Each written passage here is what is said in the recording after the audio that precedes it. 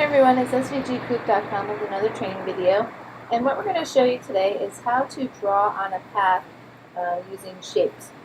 So you can see I have several shapes here, and I'm going to grab my Type on a Path tool. When you click on the little tiny triangle on the corner here, you can see there's a flyout window with different options for typing, and I'm going to choose today the Type on a Path tool. So I have my, if I take my black arrow tool and I select the rectangle and then I grab my Type on a Path tool, I can click anywhere on the shape and I can just start typing.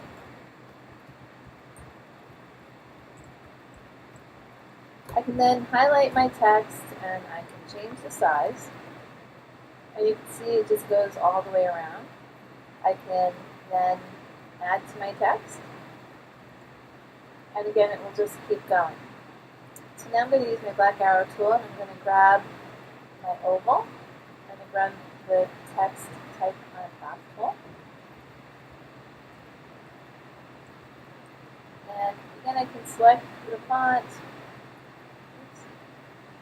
I can change what type of font I use. So use this. You can do anything pretty much with the text that you would normally do. Okay, so I'm going to grab my star, same thing, Type on a Path, click anywhere. I'm going to start on this corner. Okay, you can see it types again on the outside of the shape. See one more here. Again, Type on a Path, click over here. And you can see that I can move this around. You can also make up your own shape. So right here you see I have a rectangle and an oval. I'm just going to select them both. And I'm going to go to my Pathfinder and I'm going to hit Unite.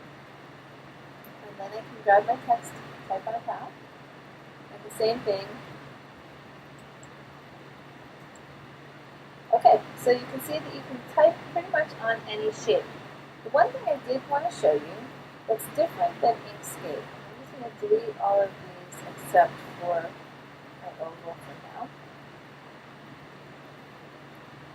I'm just going to bring this back here for a second. What I wanted to show you is how you have a little bit more flexibility.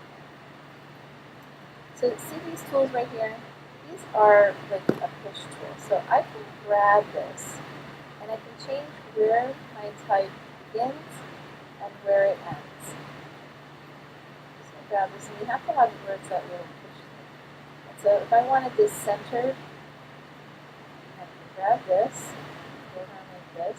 And this little plus box means that the text is too big for the space that I have.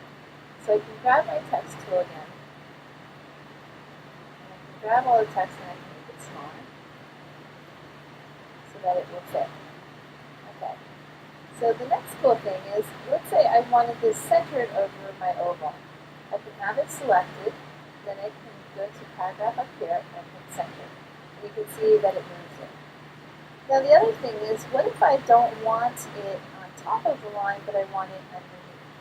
You can go to Type, Type on Path, Type on Path Options, and now I can decide if I want it to be, I can do a center, where it will center along the line. I can do descender, and I can do ascender, so it goes inside.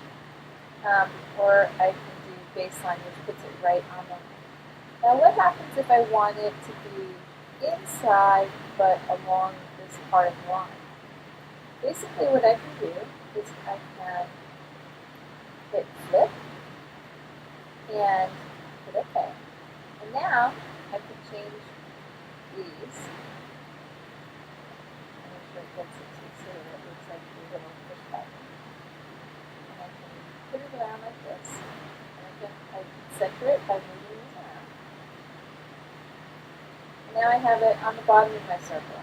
I can also then do the same thing when I go to Type, Type on Path, Type on Path Options, and I can center it if I want to, or same options, ascender or descender as it goes here. And so you can have lots of flexibility with the font that you want to use when you're doing this. Alright, we'll be back with a little bit more details on typing on paths and all of that. But thanks for watching, and we'll be back soon with another training video.